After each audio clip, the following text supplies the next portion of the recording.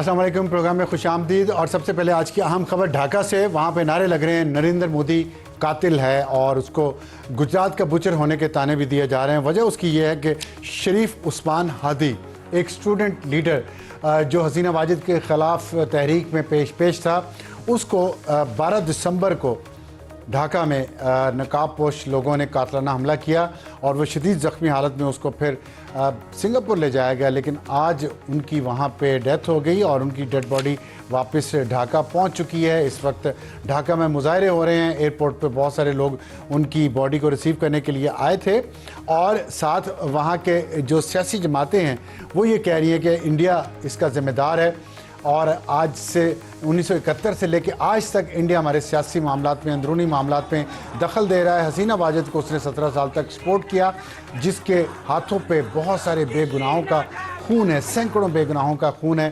ڈھاکہ میں جو پچھلے سال مظاہرے کرتے رہے، تو انڈیا کے خلاف نفرت اس وقت عروج پہ ہے۔ وہاں انڈین ڈپلومیٹک مشن چٹاگانگ میں وہاں پر حملہ بھی کیا بنگلہ دیش کے مظاہرین نے، اور یہ سب کچھ اس وقت ہو رہا ہے جب 16 دسمبر کو گزرے چند ہی دن ہوئے ہیں۔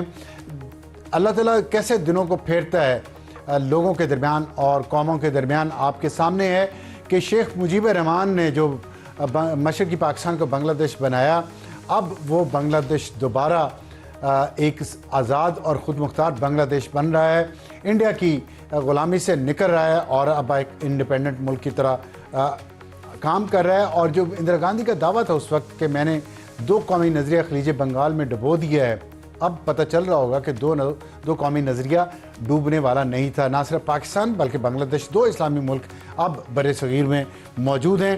اور یہ تھی آج کی اہم خبر، اور یہ ڈیولپنگ سٹوری ہے۔ ابھی مزید کیا ہوتا ہے انڈیا کے خلاف، وہاں پہ مظاہرے جو ہو رہے ہیں، اور کیا انڈیا پہ جو بنگلہ دیش دباؤ ڈال رہا ہے کہ حسینہ واجد کو واپس کیا جائے، وہ ان کی مجرم ہے، انڈیا اس پہ مانے گا یا نہیں مانے گا۔ لیکن نریندر مودی پوری دنیا میں، اب خطے کے بعد پوری دنیا میں جس طرح دہشت پھیلا رہے ہیں، دہشت گردی کو ایکسپورٹ کر رہے ہیں، وہ اب سامنے آ رہا ہے۔ اور یونائٹڈ نیشن کی آج کی رپورٹ بھی ہے جس پہ ہم بعد میں بات کریں گے اپنے پروگرام میں۔ اپنے پروگرام کا تعارف کروا دوں، ٹاپ سٹوری ہماری آج کی ہوگی مذاکرات کے لیے حکومتی شرائط کیا ہیں، اور آج ہی 9 مئی کا فیصلہ بھی آیا ہے جس میں شاہ محمود قریشی جو بڑے اہم رہنما ہیں پاکستان تحریک انصاف کے، ان کو عدالت نے بری کر دیا ہے، لیکن اور رہنماؤں کو سزا سنائی گئی ہے۔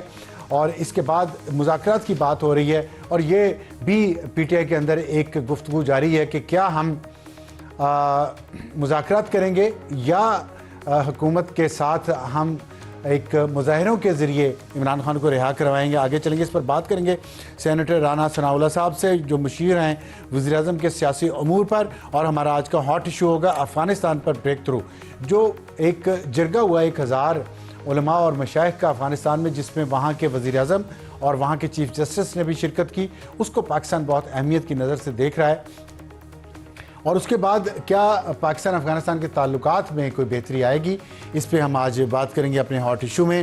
ہمیں جوائن کریں گے افتخار فردوس جو ماہر ہیں افغان امور کے اور بانی ایڈیٹر ہیں خراسان ڈائری کے، اور ہمارا آج کا ایڈیٹوریل ہوگا بھارت کا نیا جنگی قدم۔ پاکستان کے ڈپٹی وزیر اعظم اور وزیر خارجہ اسحاق ڈار نے آج سفارتکاروں کو بریف کیا ہے اس تازہ ترین جارحیت پہ جو بھارت نے پاکستان کے خلاف کی ہے، اور اس دفعہ اقوام متحدہ کی رپورٹ کے بعد اب اس نے آبی جارحیت کی ہے، جہلم اور چناب کا پانی بند کیا ہے۔ کیا پاکستان جنگ کی طرف جائے گا؟ کیونکہ پاکستان نے یہ کہا ہوا ہے کہ اگر پانی روکا گیا تو وہ اعلان جنگ ہوگا۔ اس پہ بات کریں گے۔ میں شروع کرتے ہیں ٹاپ سٹوری۔ رانا ثناءاللہ صاحب السلام علیکم۔ جی وعلیکم السلام۔ رانا صاحب یہ بتائیے گا کہ ایک تو آج بڑا اہم دن تھا، 9 مئی کا لاہور جیو آر گیٹ پر حملے کا فیصلہ آ گیا ہے، شاہ محمود قریشی بری ہو گئے ہیں، یاسمین راشد، اعجاز چودھری، سرفراز چیمہ کو 10 سال کی سزا ہو گئی ہے، اور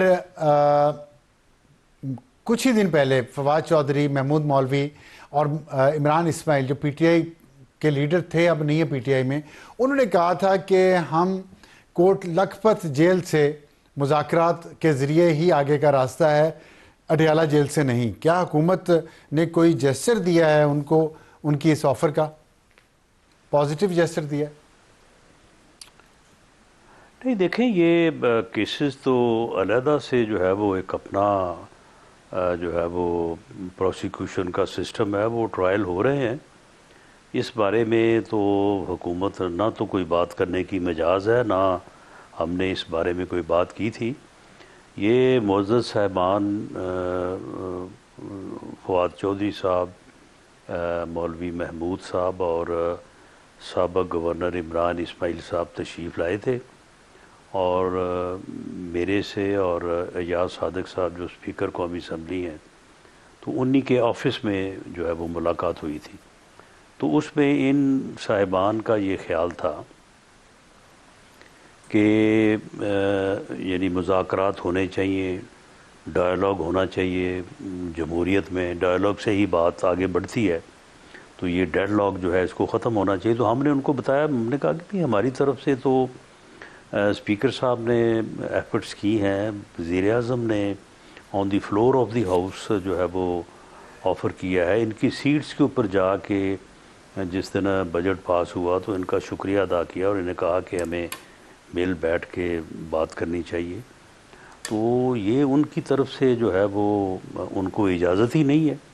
عمران خان صاحب ان کو اجازت دیں تو مذاکرات ہونا. تو ان صاحبان کا لیکن آپ یہ وہ کہہ رہے ہیں کہ آپ خیال تھا ملاقات ہی کہ نہیں ان ہونے میں دیتے سے ان کی. کوئی بھی اس قابل نہیں ہے. یعنی نہیں، ملاقات جو ہے وہ ملاقاتیں تو یہ اب کی کہانی ہے نا. اس سے پہلے جو ہے وہ ملاقاتیں جو ہے وہ ہوتی رہی ہیں. جو کیسز کا جب ٹرائل ہو رہا تھا اس وقت بھی لوگ روز ان کو ملتے تھے. اور یہ جو میں بات کر رہا ہوں وزیر اعظم صاحب کی طرف سے ان کو مذاکرات کی آفر، کیونکہ وہ آج کی بات تو نہیں ہے نا. وہ تو آج سے تقریباً 8 مہینے پہلے انہوں نے غالباً پہلے مارچ میں بات کی تھی، پھر اس کے بعد بنیان المرصوص مارکہ حق کے موقع کے اوپر مئی میں ہوئی بات، اس کے بعد پھر 30 جون کو ہوئی.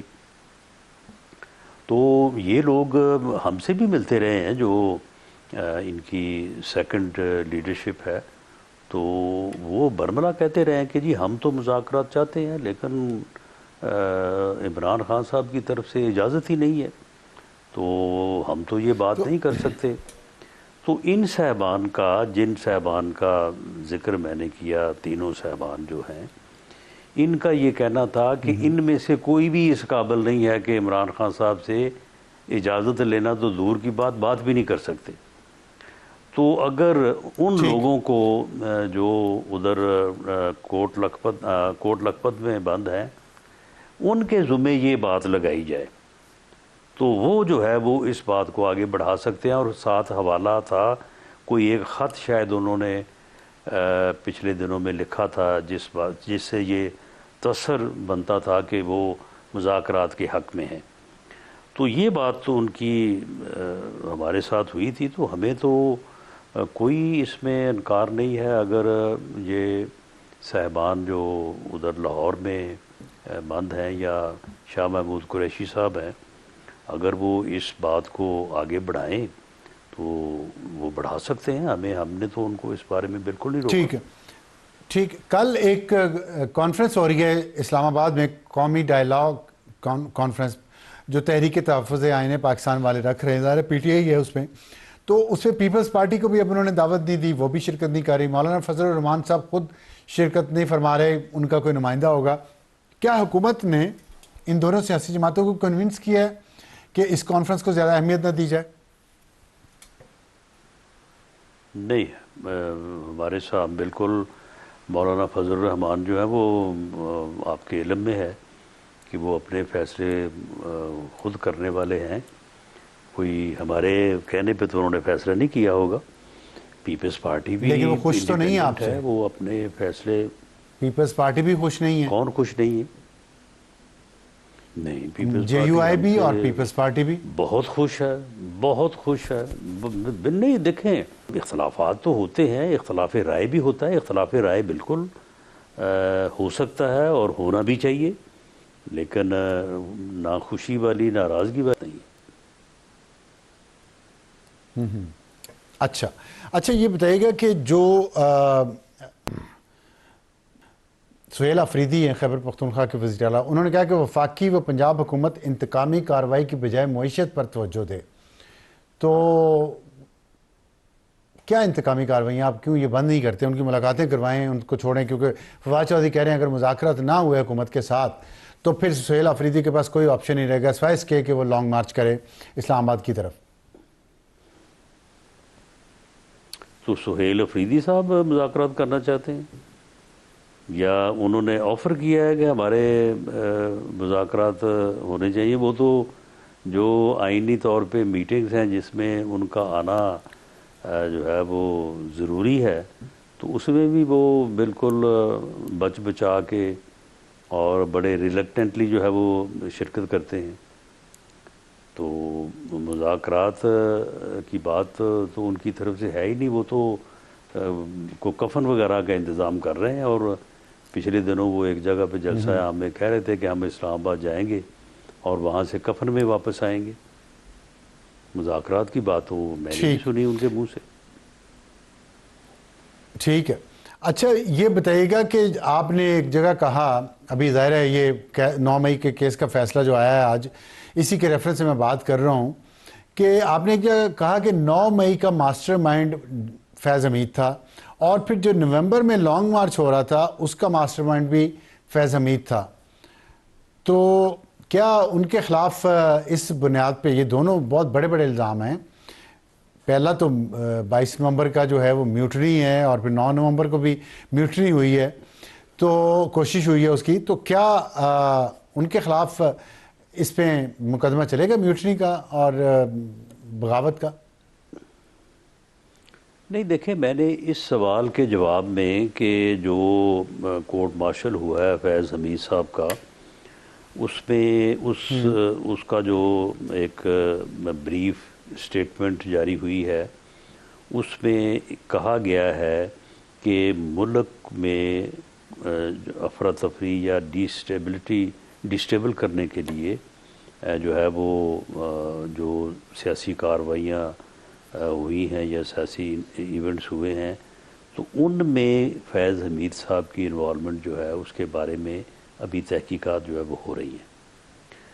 تو جس طرح سے ایک ریومر ہے، ایک باخبر حلقوں کی طرف سے بات بھی ہو رہی ہے اور لوگ اپنا اندازہ بھی لگا رہے ہیں، تو میں نے اپنے اندازہ یا انالیسس کی بنیاد پہ کہا تھا کہ ہو سکتا ہے کہ یہ 2 ایونٹ جو ہوئے ہیں، جو لانگ مارچ ہوا چیف آف آرمی اسٹاف کی اپوائنٹمنٹ کو روکنے کے لیے، اور اس کے بعد جو 9 مئی ہوا، تو اس بات کی جو ہے وہ ایک اسٹرانگ جو ہے وہ اوپینین موجود ہے کہ ان دونوں میں فیض حمید صاحب جو ہیں انہوں نے ایک دفعہ تو وہ یونیفارم میں تھے اور دوسری دفعہ وہ ریٹائرڈ لائف میں تھے، تو انہوں نے اس میں ایک مؤثر کردار ادا کیا ہے، بلکہ کہا جا رہا ہے کہ وہ آرکیٹیکٹ تھے اس معاملے میں۔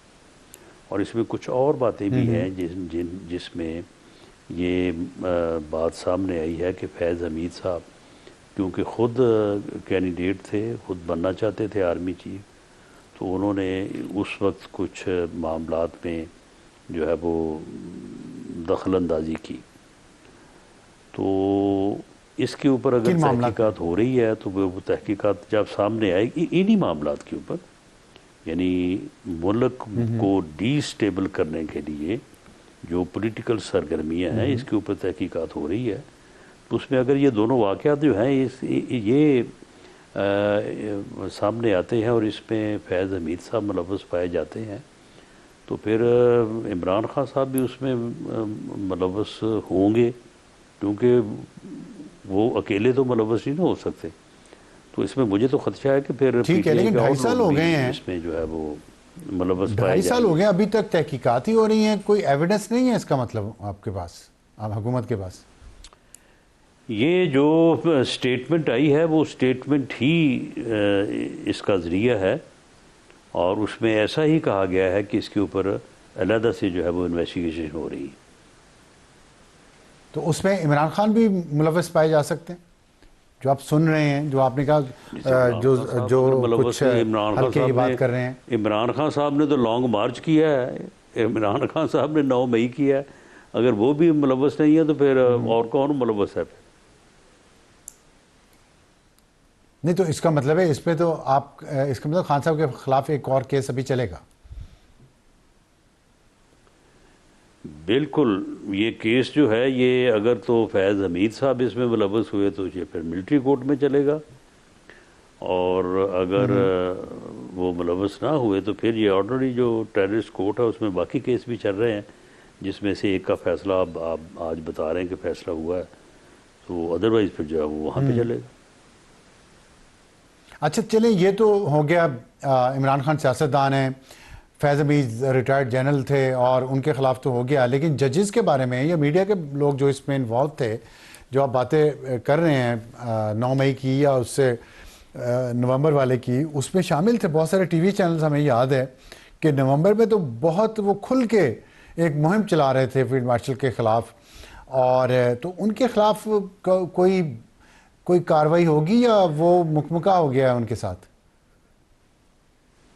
دیکھیں، یعنی ہے تو یہ اندازہ ہی نا، یہ کوئی ڈیفینٹ بات تو ہے نہیں، تو اس کو ویسے تو بڑھانے کو جتنا مرضی بڑھا دے، لیکن جو میں نے عرض کیا ہے کہ اگر فیض حمید صاحب ملوث پائے گئے اس میں، جس کے امکانات کافی روشن ہیں، تو پھر اس میں پھر پی ٹی آئی کے بانی عمران خان صاحب نہیں، پھر اور بھی کافی سارے لوگ جو ہوں گے وہ ملوث پائے جائیں گے، جن کا بھی جو ہے وہ فیض حمید صاحب سے تعلق ہوگا۔ تو ان میں کچھ سپریم کورٹ کے ججز اور میڈیا کے لوگ بھی ہیں، ہو سکتے ہیں؟ دیکھیں، یہ تو تحقیقات کے نتیجہ خیز ہونے کی صورت میں ہی ہے، ابھی تو جو بات کی گئی ہے وہ محدود ہے اس حد تک کہ اس بارے میں انویسٹیگیشن جو ہے وہ جاری ہے۔ اب اس انویسٹیگیشن میں جو ایویڈنس سامنے آتی ہے، اس ایویڈنس کی جہاں تک اس کی ریچ ہوگی تو وہ سارے لوگ ملوث ہوں گے۔ نہیں دیکھیں، آپ نے کہا کہ اندازہ ہے کہ حلقوں کا، اور کافی کچھ ایویڈنس بھی ہے چیزوں کے بارے میں، لیکن تحقیقات ہو رہی ہے، اور اس میں خان صاحب نے ظاہر لیڈ کیا تھا مارچ کو اور 9 مئی کو، تو وہ تو ہیں ہی۔ اسی طرح ہم نے دیکھا کہ ٹی وی چینلز بھی کچھ تھے شامل، اور کچھ ججز کا بھی رول بڑا اہم تھا۔ تو میرا تو سیدھا سادہ سا سوال ہے کہ اسی طرح جیسے آپ ڈیڈکٹ کر رہے ہیں عمران خان کا رول، کیا آپ ڈیڈکٹ کر رہے ہیں ججز کا اور میڈیا کا رول اس سازش میں، ان دونوں سازشوں میں؟ نہیں، اس میں جو سول سائڈ پہ جو کیسز بنے ہیں 9 مئی کے حوالے سے، ان کی تو تفتیش مکمل ہو گئی، وہ سارے کیس جو ہے وہ ٹرائل کے لیے عدالتوں میں موجود ہیں۔ لانگ مارچ کے حوالے سے کوئی ایز سچ کیسز جو ہے وہ نہیں بنے تھے، اور یہ جو انویسٹیگیشن ہے یہ سول سائڈ پہ یا گورنمنٹ سائڈ پہ یا پولیس سائڈ پہ نہیں ہو رہی، یہ انویسٹیگیشن جو ہے جہاں جو کورٹ مارشل کے متعلق جو اسٹیٹمنٹ آئی ہے اس میں جو بات کی گئی ہے، تو یہ انویسٹیگیشن تو وہیں ہو رہی ہے، یہ انویسٹیگیشن جو ہے وہ کسی سویلین سائٹ پہ نہیں ہو رہی۔ اچھا، تو یہ اگر خان صاحب کے خلاف کیس چلا اور فیض حمید کے خلاف 9 مئی کا اور نومبر والا، تو یہ بھی ملٹری کورٹ میں ہی چلیں گے؟ جی، جس میں فیض حمید صاحب ملوث پائے جائیں گے تو ان کے جو بھی کو ایکیوزڈ ہوں گے، اس میں الزامات جو بھی ہوں کہ لانگ مارچ اگر کیا گیا ہے تو وہ ادارے میں ایک اتنی بڑی جو تعیناتی ہے اس کے اوپر اثر انداز ہونے کے لیے اگر کیا گیا ہے تو یہ تو بڑا ایک ہینس افینس، بڑا ڈیمیجنگ افینس۔ ٹھیک ہے، تو اس میں اور اسی طرح سے میں ظاہر ایک قانون کا طالب علم نہیں ہوں، 9 مئی میں اگر سمجھنے کے لیے آپ سے پوچھنا چاہ رہا ہوں، 9 مئی اگر اس میں یہ پایا جائے کہ 9 مئی کے واقعے میں جو ہے وہ کچھ لوگ ایسے بھی ملوث تھے جو ہے وہ اس وقت ادارے کا حصہ تھے، تو پھر تو یہ معاملہ سارا ملٹری کورٹ میں چلے گا، پھر اس نے کہاں چلنا ہے۔ تو اچھا، میں کیونکہ قانون کا طالب علم نہیں ہوں اس لیے سمجھنے کے لیے پوچھ رہا ہوں کہ اس کا مطلب ہے اگر 9 مئی میں یا لانگ مارچ والے ایشو میں کہیں کوئی ججز بھی ملوث ہوتے ہیں فیض حمید کے ساتھ اور میڈیا کے کچھ لوگ بھی، تو ان کا ٹرائل بھی ملٹری کورٹ میں ہی ہوگا, ججز کا بھی اور میڈیا آنرز کا بھی. دیکھیں اس میں کسی بھی ملزم کی حیثیت کا تو کوئی اپنا تعین نہیں ہوتا. جو ملزم ہوگا جس قانون کے تحت ہوگا, اس قانون کے تحت جو پراسیکیوشن کا فورم بنتا ہے وہیں پہ چلے گا کیس, چاہے جج ہو جائے جرنلسٹ, جو بھی ہو. ٹھیک ہے رانا صاحب, بہت شکریہ ہم سے بات کرنے. اور وقت ہوا ایک بریک کا, بریک بعد واپس آئیں گے تو ہمارا آج کا ہاٹ ایشو افغانستان پر بریک تھرو.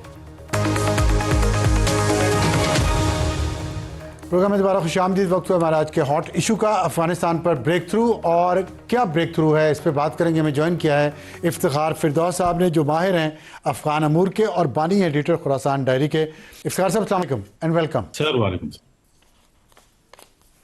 بریک تھرو پہ میں بعد میں آتا ہوں, پہلے یہ بتائیے گا, آپ نے خبر بریک کی کل کہ داعش کے ترجمان اور تنظیم کے میڈیا ونگ کے بانی سلطان عزیز عزام کو پاکستان نے گرفتار کیا. داعش کے اس لیڈر کی گرفتاری کیسے امپورٹنٹ ہے جبکہ پاکستان میں جو دہشت گردی ہو رہی ہے وہ زیادہ تر تو ٹی ٹی پی کر رہی ہے یا بی ایل اے کر رہی ہے, ان کی گرفتاری اہم کیوں ہے؟ دیکھیں جی, داعش کا جو پہلو ہے آبویسلی اس میں انٹرنیشنل محرکات ہیں, اور ٹی ٹی پی اور افغان طالبان یہ ایک اسپیسیفک آئیڈیالوجی کے نیچے کام کر رہے ہیں جن کے بہت لوکل قسم کے جو ہے وہ کانیٹرز ہیں, یعنی ان کے عزائم ہیں. لیکن جو داعش کے لوگ جو ہیں ان کو صرف پاکستان اور افغانستان نہیں بلکہ یہ آئی ایس کے پی کا وہ گروپ ہے جو بیسیکلی انوالوڈ تھا. رشیا کے اندر بھی انہوں نے کراکس ہال پہ اوپر اٹیک کیا, ایران میں اٹیک کیا, اور ملٹیپل اٹیکس جو ہے پلان کیے یونائٹڈ اسٹیٹس میں بھی اور یورپ کے اندر بھی. تو یہ کافی سگنیفیکنٹ ہے کیونکہ یہ کوئی معمولی آدمی نہیں ہے, اور آبویسلی اس کا جو نیٹ ورک ہے وہ بہت بڑا ہے. تقریباً اس میں کوئی 36-37 ممالک جو ہے وہ آتے ہیں جن کے ساتھ وہ روابط میں تھا. تو it's a very big breakthrough کہ پاکستان نے آخر میں اس کو پکڑا, کیونکہ 2 بار دعویٰ کیا گیا تھا, ایک بار امریکہ کی طرف سے, دوسری بار جو ہے افغانستان کی طرف سے جب اشرف غنی کی حکومت تھی کہ یہ ڈرون سٹرائک میں یا پھر جو ہے فورسز کے آپریشن میں جو ہے وہ مارا گیا تھا.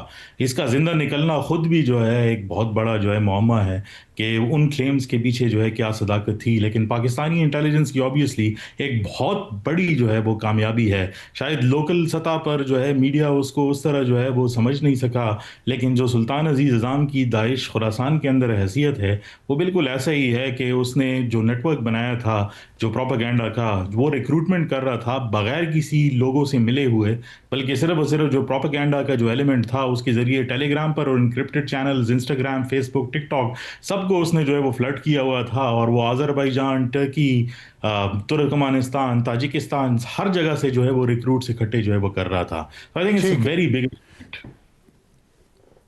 تو اس سے پاکستان کو ریجنل لیول پہ فائدہ ہوگا؟ دیکھیں انصار صاحب سب سے امپورٹنٹ بات جو ہے وہ یہ ہے کہ یہ تقریباً مئی کے مہینے میں جو ہے وہ اس کو جو ہے وہ پکڑا گیا تھا, اور UN کی رپورٹ بہت کلیئر ہے کہ وہ مئی 16 کو جو ہے وہ اس کو جو ہے وہ اپریہینڈ جو ہے وہ کیا تھا. سب سے جو ہے مضحکن بات جو ہے وہ یہ ہے, اور جو پریشانی کی بھی بات ہے, کہ افغانستان کے ترجمان نے اور باقی سارے لوگوں نے پاکستان پر الزام لگایا تھا کہ آپ نے اس کو جو ہے وہ رکھا ہوا تھا اپنے پاس اور اس کے ساتھ وہ میٹنگز کر رہے تھے, اور کچھ ایسے اینٹی پاکستان وائسز بھی تھے جو ان سارے, کیونکہ یہ مشہور لوگ تھے تو ان کے نام لیتے تھے کہ پاکستان کے اندر ہیں اور پاکستان کی انٹیلیجنس ایجنسی ان کی مدد کر رہی ہے. اس وقت بھی جو ہے یہ پاکستان اسٹیٹ کے قبضے میں تھا, اور بہت سارے جو دنیا کی انٹیلیجنس ممالک ہیں ان کو پتہ تھا. بلکہ اگر میں آپ کو یہ کہوں کہ یہ جو رپورٹ آئی ہے اقوام متحدہ کی, یہ مئی کے اندر ڈیو تھی, لیکن کچھ آپریشنل ریزنز کی وجوہات کی وجہ سے اس رپورٹ کو جو ہے وہ ڈیلے کر دیا گیا, اور اس میں پاکستان کا کوئی کردار نہیں ہے. پاکستان نے جس دن یہ پکڑا گیا تھا اسی دن جو ہے سبمیشن جو ہے وہ کر دی تھی, تو مئی کی رپورٹ جو ہے اب دسمبر میں جو ہے وہ ریلیز ہوئی ہے. تو کچھ لوگ اس کو اس کے ساتھ بھی جوڑ رہے ہیں کہ شاید جو ہے وہ عاصم منیر صاحب جو ہے وہ US جا رہے ہیں تو اس لیے اس کو جو ہے وہ پبلک کیا گیا. اگر کوئی UN کا کوئی کریڈیبل بندہ ہو تو آپ اس سے بھی پوچھ سکتے ہیں کہ یہ رپورٹ ڈیو مارچ میں تھی, لیکن اس کو ابھی جو ہے وہ ریلیز کیا گیا کیونکہ اس میں کچھ چیزیں تھی جو ویٹ کرنے کے لیے تھی, اور تمام ممالک کے اس میں کنسنسس جو ہے وہ ضروری ہوتا ہے. تو امپورٹنٹ بات اس میں یہی ہے کہ عزام کی گرفتاری کا اس UN رپورٹ سے کیا تعلق ہے؟ देखिए जो जितने भी जो ये रिपोर्ट जो होती है यूएन की रिपोर्ट, और उसके अंदर जो मेंबर कंट्रीज हैं उन सबको सबमिशंस करनी होती है, और इसको सैंक्शंस कमेटी जो है वो कहते हैं 1261। उसके नीचे जितने भी कोलिशंस हैं जो काउंटर टेररिज्म पे हमने दस्तखत किए हुए हैं, हम कोई भी कार्रवाई करेंगे तो उनको जो है वो आगाह करेंगे। और अगर हमने उस आगाही में जो है वो देरी की, तो इसका मतलब ये है कि हम या तो इन्फॉर्मेशन जो है वो छुपा रहे हैं, या अपने जो है हमारा कोई और मकसद है। तो लिहाजा आपका कहने पाकिस्तान का को मतलब है उसके कि लिए मई वो में जब रिपोर्ट। पाकिस्तान ने गिरफ्तार किया तो उस वक्त इन तमाम मेंबर स्टेट्स को बता दिया था, पाकिस्तान ने डिस्क्लोज कर दिया था, लेकिन पब्लिकली डिस्क्लोज नहीं किया क्योंकि रिपोर्ट का हिस्सा बनने थे। यह वजह है, इसके अलावा तो जी कोई वजह नहीं है ना? नहीं, इसके अलावा कोई वजह नहीं है, और उसकी रीजंस भी हैं सार साहब। क्योंकि जो ये बंदा पकड़ा गया है उसके जरिए तकरीबन पाकिस्तान ने 153 बंदे और जो है वो पकड़े हैं। तो वो ऑपरेशंस, क्योंकि वो उसको डिस्क्लोज नहीं करना चाहते थे इतनी जल्दी भी कि पता जो है वो लग जाए, तो लिहाजा ठीक। काउंटर टेररिज्म की जो चीज़ें होती हैं वो ऑब्वियसली इंटेलिजेंस से रिलेटेड होती हैं। अब जब वो रिपोर्ट क्लियर होके जो है वो सामने आई है, तो उसमें बहुत क्लियरली पाकिस्तान के मौक़िफ़ की जो है वो तायीद भी की ठीक गई है। है। तो क्लियरली अगर 153 और भी पकड़े गए हैं तो क्या कहीं से ये पता चला है कि दाइश का ताल्लुक टीटीपी से भी है या टीटीए से है? कहीं ना कहीं कोई एक दूसरे को सपोर्ट करते हैं, फैसिलिटेट करते हैं? देखें, उसी दिन जिस दिन इसकी जो है गिरफ्तारी जो है वो पब्लिक की है, उसी दिन दाइश ने खुद जो है वो ये बात जो है वो की है कि उनके साथ जो बलूचिस्तान में लोग जो है मुंसलिक थे, वो सब के सब टीटीपी में जो है वो पहले जो है वो काम करते थे। तो दाइश और टीटीपी का ऑब्वियसली वो लिंक तो है, और दाइश की पैदावार ही टीटीपी के दरमियान में से हुई है। ये बात तो हिस्ट्री का हिस्सा है कि दाइश जब बनी थी उसमें सबसे बड़ा चंक जो था वो टीटीपी से जो लोग जो है दाइश की तरफ जो है वो गए थे। तो इनकी ऑपरेशनल जो है वो एक दूसरे के साथ ताल्लुकात भी हैं और लॉजिस्टिक भी हैं। बल्कि कई बार जो पाकिस्तानी तालिबान के जो उनके जो अमीर हैं, उनसे कई बार जो है मैंने पर्सनली जो है वो सवाल जो है वो किया कि आप दाइश के बारे में क्या कहते हैं, तो उन्होंने इस बारे में कोई भी बात करने से जो है वो गुरेज जो है वो किया है। लिहाजा इस बात की ठीक है। इंडिकेशन है कि तो इसका मतलब बात नहीं इनका करना आपस में ताल्लुक है। ये बताइएगा कि ये बड़ी कामयाबी आपने कहा है, फिर लेकिन हम टीटीपी, नूर वली महसूद है या हाफिज गुल बहादुर है या और उनके लोग हैं, उनके खिलाफ कोई मेजर कार्रवाई या कोई उनका बंदा, मेजर बंदे पकड़े जाएं, ये क्यों नहीं हो रहा? क्योंकि हम देख रहे हैं कुछ वीडियोस भी आती हैं, कोई इस्लामाबाद की है, कोई पेशावर की है, पता नहीं वो फेक है ये सही है, लेकिन हैं तो सही वीडियोस। तो इसके बारे में क्या अब कहेंगे आप? अबसार साहब, जो अब सऊदी अरेबिया ने एक कंसोलिडेशन करने की कोशिश की है, और कॉन्सलेशन भी की है दोनों ममालिक के दरमियान में, जिसके बाद आपको पता है कि वो डिक्लेरेशन भी हुई, इस साइड से भी उलमा को इकट्ठा किया गया, उस साइड से भी। उसके बाद कुछ पॉजिटिव स्टेप्स नज़र आते हैं, लेकिन मैं कॉशियस ऑप्टिमिज्म से जो है वो बात करूंगा।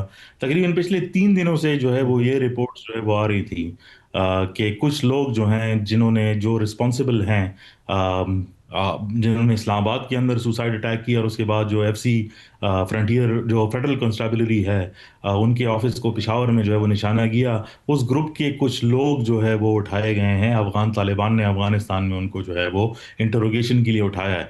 इसके बाद जो है जो चमन के ऊपर जो है एक क्लैश जो है वो हुआ, उसकी भी रिपोर्ट्स जो है वो यही थी कि जो बॉर्डर गार्ड्स पोस्ट पे जो है वो खड़े हुए थे, उनकी जनरल डायरेक्टरेट ऑफ इंटेलिजेंस जो है अफगानिस्तान की, उन्होंने बॉर्डर गार्ड्स को भी जो है वो इंटरोगेशन के लिए उठाया। और जो लोग वो ये समझते थे कि वो इसमें इन्वॉल्व हैं, जिन्होंने ग्रेनेड फेंक कर दोनों ममालिक के दरमियान में जो है वो फायरिंग का तबादला जो है वो कराया, उनके भी तकरीबन 6 अरकान को जो है उन्होंने गिरफ्तार किया। अब ये ऑब्वियसली दोनों ममालिक के दरमियान में, क्योंकि सालिसीन है और बहुत सारी चीज़ें इंटेलिजेंस से जो है वो रिलेटेड हैं, तो वक्त के साथ ही पता लगेगा। लेकिन पाकिस्तान का स्टैंड उसमें एक ठीक। कॉशियस ऑप्टिमिज्म का है, क्योंकि आज भी हमने देखा कि एक मेजर तो अटैक जो है वो नॉर्थ वजीरिस्तान के अंदर जो है वो हुआ है। जी, तो मेजर अटैक हुआ है, तो जो फतवा आया है उलमा की तरफ से, 1000 उलमा, उसमें वज़ीर आज़म भी थे, अफगानिस्तान के चीफ जस्टिस भी थे, उससे कोई बेहतरी आने की उम्मीद है? देखें, उसके बाद 2 स्टेटमेंट्स जो है वो आई हैं। एक तो मुत्तकी साहब ने जो है, जो उनके फॉरेन मिनिस्टर हैं, उन्होंने उसको कहा कि हम इस पे पूरा अमल दरामद करेंगे। लेकिन एक ऐसा कैरेक्टर एंडोर्स किया जो उन्होंने? जी उन्होंने इंडोर्स किया, लेकिन एक ऐसा कैरेक्टर जो इस सारे मामलात में उसकी कोई पब्लिक इमेजेस भी नहीं है, वो है ताजमीर जवाद, जो उनके डेप्यूटी इंटेलिजेंस चीफ हैं, और वो कंदाहार के जो है ऑलमोस्ट राइट हैंड मैन है। उन्होंने जो है वो एक ऑडियो मैसेज रिलीज किया कि हम इसकी जो है वो पासदारी जो है वो करेंगे, जिसके बाद इन गिरफ्तारियों की जो है वो खबरें अच्छा। आने लग गई हैं। افغانستان کے اندر کچھ سورسز نے کنفرم کیا ہے، پاکستان کی طرف سے ابھی تک کوئی آفیشیل سٹیٹمنٹ اس کے اوپر نہیں آیا، اور کچھ گروپس ہیں جن کے بندے گرفتار کیے گئے، انہوں نے بھی کچھ ایکنالجمنٹ جو ہے وہ کی ہے کہ ان کے کچھ بندے جو ہے وہ غائب ہیں۔ ٹھیک۔ اب دیکھنا یہ ہے کہ سچویشن جا کس طرف رہی ہے، لیکن وزیرستان کے اندر جو اٹیکس ہوئے یا بارڈر کے اوپر جو کل بھی کچھ اسکرمشز ہوئی دنگام میں کنڑ اور پاکستان کے درمیان میں جو بارڈر ہے، وہ اس طرف اشارہ کرتی ہے کہ یہ کوئی آسان کام نہیں ہوگا۔ ٹھیک، بہت شکریہ افتخار فردوس صاحب۔ ہم کا وقت ہے بریک کا، بریک کے بعد ہمارا آج کا ایڈیٹوریل، اور وقت ہے ہمارے آج کے ایڈیٹوریل کا۔ بھارت کا نیا جنگی قدم آپریشن سندور کے بارے میں جو یونائٹڈ نیشنز کی رپورٹ آئی ہے، جس میں بہت واضح طور پہ کہا گیا ہے کہ پاکستان نے خلاف ورزی نہیں کی تھی، پہلے انڈیا نے بغیر آپریشن سندور کے ثبوت دیے پاکستان پر حملہ کیا اور پاکستان نے اپنے دفاع کا حق استعمال کیا، اور ساتھ یونائٹڈ نیشن رپورٹ نے یہ بھی کہا ہے کہ پاکستان آئندہ بھی اپنے دفاع کا حق استعمال کر سکتا ہے اگر انڈیا نے کوئی بھی کسی بھی قسم کی جارحیت کی، اور جارحیت اس دفعہ انڈیا نے کی ہے وہ پانی روکے جانے کی ہے۔ آپ نے خبریں پڑھی ہوں گی، کچھ دن پہلے یہ خبر آئی تھی کہ بہت زیادہ پانی چناب میں آیا ہے، جو کہ اس موسم کے حساب سے ان یوزول ہے، اور اس موسم میں اتنا زیادہ پانی کبھی نہیں آیا تھا۔ اس کی وجہ یہ تھی کہ انڈیا نے وہ پانی اچانک چھوڑ دیا تھا تاکہ پاکستان، اور اس کی وجہ سے پاکستان میں فصلیں خراب ہوئیں، اور لیکن اب یہ ہے، اب جو لیٹسٹ خبر آج آ رہی ہے اس کے مطابق بھارت کی جانب سے دریائے چناب کے بہاؤ میں اچانک تبدیلی پھر آئی ہے، اور اب یہ پانی کم کر دیا گیا ہے۔ انڈس واٹر کمیشن کا دعویٰ ہے کہ دریائے چناب کا پانی بھی روک لیا گیا ہے اور دریائے جیلم اور نیلم کا پانی بھی روک لیا گیا ہے۔ نیلم اور جیلم پر پانی کی آمد کم ہو کر صرف 3000 کیوسک رہ گئی ہے، جو ایک چھوٹی نہر سے بھی کم ہے، جو چار روز پہلے 5000 کیوسک تھی، اور اس سے پہلے وہ 10000 کیوسک تھی۔ اسی طرح دریائے چناب پر پانی کی آمد 10000 کیوسک سے کم ہو کر 5000 کیوسک رہ گئی ہے، جبکہ ہیڈ مرالہ پر پانی کا اخراج صفر ہو گیا ہے، گزر نہیں رہا پانی ہیڈ مرالہ پہ۔ سوچے کتنا کم پانی کر دیا ہے انڈیا نے، اور یہ بہت زیادہ پانی اچانک کسانوں کو ملنے سے اور پھر بالکل بند ہونے سے فصلیں بہت خطرے میں ہیں پاکستان کی اور پاکستان کے کسانوں کی، اور جو پہلے ہی جو سیلاب بہت برا آیا تھا گرمیوں میں، آپ کو یاد ہوگا، اس سے نکلنے کی کوشش کر رہا ہے۔ $1.5 بلین کا نقصان پاکستان کو اس سیلاب سے فصلوں کو ہو چکا ہے، اور اب کسان پاکستان کا مزید اس تباہ کاری کا شکار ہو چکا ہے۔ جو غذائی جنگ مسلط کر رہا ہے انڈیا، غذائی جنگ کے علاوہ یہ آبی جارحیت ہے، اور پاکستان بہت واضح طور پہ کہہ چکا ہے کہ اگر پاکستان کا پانی بند کیا گیا یا پانی کو ایک ہتھیار کے طور پہ استعمال انڈیا نے کیا تو پاکستان اس کو اعلان جنگ سمجھے گا، اور اس کا جواب ویسے ہی دے گا جیسے کسی جنگی حملے کا یا کسی توپ اور جہاز کے حملے کا دیا جاتا ہے۔ دیکھنا یہ ہے کہ پاکستان اب اس کا جواب کیسے دیتا ہے۔ آج کے لیے اتنا ہی، خدا حافظ اینڈ گڈ نائٹ۔